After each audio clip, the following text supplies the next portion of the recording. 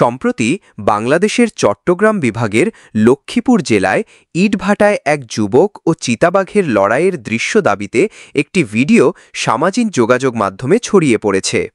Rumour scanner টিমের অনুসন্ধানে জানা যায়, চিতাবাঘ ও যুবকের লড়াইয়ের ভিডিওটি বাংলাদেশের নয়, বরং এটি ভারতের উত্তরপ্রদেশের লখিমপুর খেরি জেলার গত ২৩ জুনের ভিডিও। এই বিষয়ে অনুসন্ধানে ভারতের শীর্ষস্থানীয় গণমাধ্যম টাইমস অফ ইন্ডিয়ার ফেসবুক পেজে ২৫ জুন প্রকাশিত একটি ফটোকার্ড পাওয়া যায়। ওই ফটোকার্ডে ব্যবহৃত ছবির সঙ্গে আলোচিত ভিডিওর মিল দেখা যায়।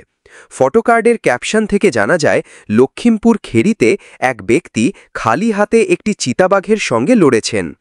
এনডিটিভির ওয়েবসাইটেও এই ঘটনার ভিডিও পাওয়া যায়, যেখানে ঘটনাটি উত্তরপ্রদেশের বলে উল্লেখ করা হয়েছে।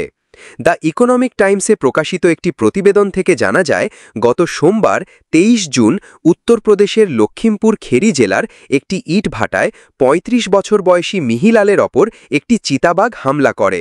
মিহিলাল ভাটায় কাজ করার সময় চিমনির ভেতরে লুকিয়ে থাকা চিতাবাঘটি তার ওপর ঝাঁপিয়ে পড়ে। তবে তিনি সাহসিকতার সঙ্গে চিতাবাঘের মোকাবেলা করেন। আশপাশে থাকা গ্রামবাসীরা ইট পাথর ছুঁড়ে চিতাবাঘটিকে তাড়িয়ে দেয় এবং এটি পাশের কলাবাগানে পালিয়ে যায়। সুতরাং ভারতের লখিমপুর খেরিতে যুবক ও চিতাবাঘের লড়াইয়ের একটি ভিডিওকে বাংলাদেশের লক্ষ্মীপুরের ঘটনা দাবি করে প্রচার করা হয়েছে, যা বিভ্রান্তিকর।